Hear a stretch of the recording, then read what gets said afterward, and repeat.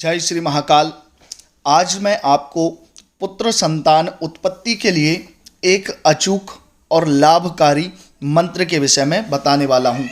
यदि विधिवत तरीके से आप इस मंत्र की साधना करते हैं तो 100% आपको पुत्र संतान का लाभ अवश्य ही प्राप्त होगा। यह मंत्र अचूक है और अपना प्रभाव दिखाने वाला है।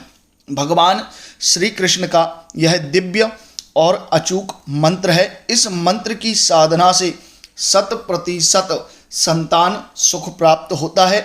विशेष रूप से यह मंत्र पुत्र संतान प्राप्ति के लिए कहा गया है। हम इस मंत्र के विषय में चर्चा करेंगे। मंत्र क्या है, मंत्र की विधि क्या है, किस प्रकार मंत्र का जप करना है और कैसे उस मंत्र को धारण करना है, इन सभी विषयों के विषय में हम विस्तार से चर्चा करेंगे। आप चैनल पर बने रहिए, वीडियो को स्किप ना कीजिए, अंत तक देखिए, तभी यह संपूर्ण जानकारी आपको समझ में आएगी। और वीडियो अच्छा लगे तो चैनल को सब्सक्राइब करके ज़रूर जाइए, क्योंकि मैं आपके लिए उपयोगी ऐसे ही ज्ञानवर्धक वीडियो हमेशा अपने चैनल पर लेकर आता रहता हूं। तो चलिए बिना विलंब किए हम प्रारंभ करते हैं। जैसा कि आप सब जानते हैं, इस संसार में जो भी मनुष्य है वह सबसे बड़ा सुख चाहता है और वह सुख है संतान का सुख। अगर आपके यहाँ संतान नहीं है और आप काफ़ी समय से संतान की प्रतीक्षा कर रहे हैं और संतान के लिए परेशान हो रहे हैं, तो भगवान के इस दिव्य और अचूक मंत्र का प्रयोग अवश्य कीजिए। यह 100% आपको संतान सुख देने वाला है और इससे ज़रूर आपको लाभ प्राप्त होगा। तो चलिए सबसे पहले हम इस मंत्र के विषय में जान लेते हैं।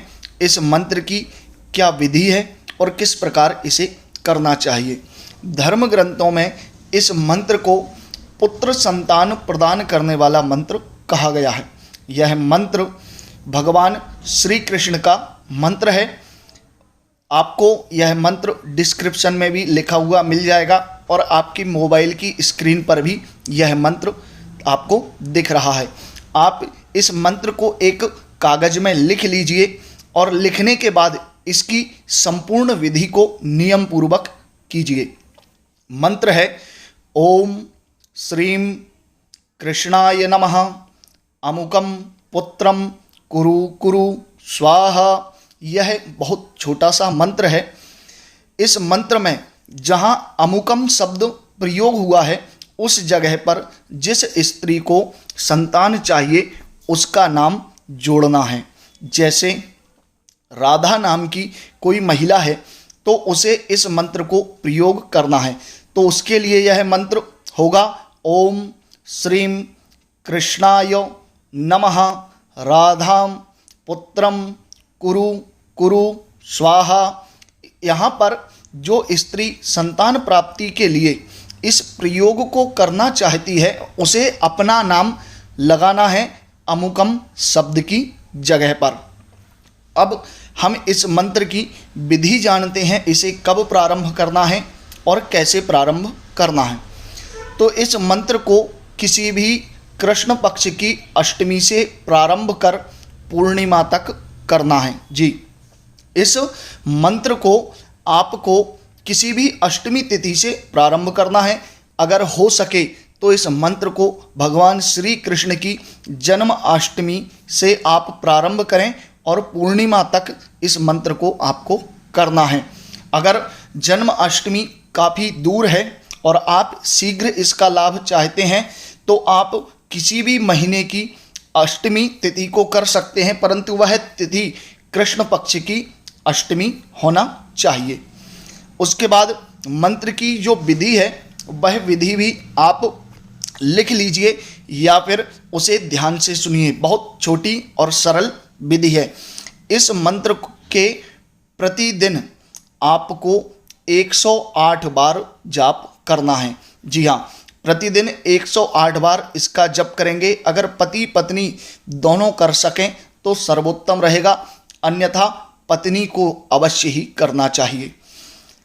इसकी जो विधि है उसके लिए आपको जो सामग्री लगेगी वह सामग्री है एक भोजपत्र, केसर, अष्टगंध और अनार की कलम। जी हाँ, अनार का जो वृक्ष होता है उस वृक्ष की आप लकड़ी ले आइए और उसकी कलम बना लीजिए।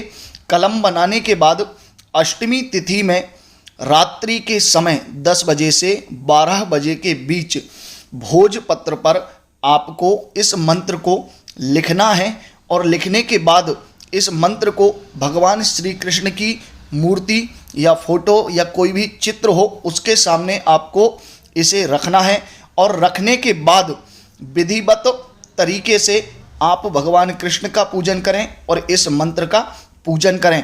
इस मंत्र को भोजपत्र पर केसर, अष्टगंध, उसमें गाय का दूध या गाय का घी मिलाकर आपको अनार की लकड़ी की कलम से इस मंत्र को लिखना है। लिखने के बाद आप विधिवत तरीके से इस मंत्र का पूजन करें, भगवान श्री कृष्ण का पूजन करें और पूजन करने के बाद संतान प्राप्ति की, पुत्र संतान प्राप्ति के लिए भगवान श्री कृष्ण से प्रार्थना करें। इसके उपरांत आपको उस यंत्र को भगवान के पास ही रखे रहने देना है। उसके बाद प्रतिदिन 108 बार इस मंत्र का आपको जाप करना है।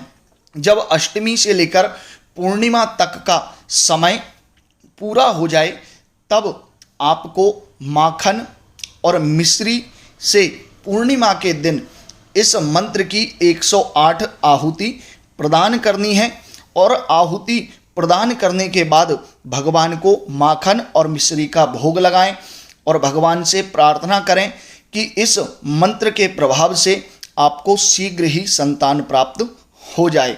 उसके बाद आपको ये करना है कि यह जो मंत्र आपने भोजपत्र पर लिखा था, इस मंत्र को एक ताबीज में अंदर भर करके और एक लाल या पीले रंग के धागे में बांध करके महिला इसे अपनी कमर में धारण कर ले।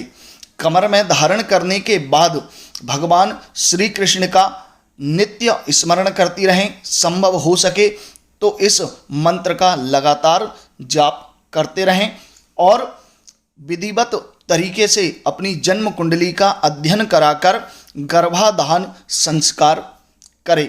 इस गर्भाधान संस्कार से निश्चित ही 100% इस मंत्र के प्रभाव से आपको संतान का लाभ प्राप्त अवश्य हो जाएगा, क्योंकि यह मंत्र अचूक है और अपना प्रभाव दिखाने वाला है। इस मंत्र के प्रभाव से 100% संतान का सुख प्राप्त होता है।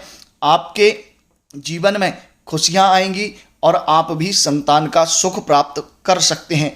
यह अचूक प्रयोग है।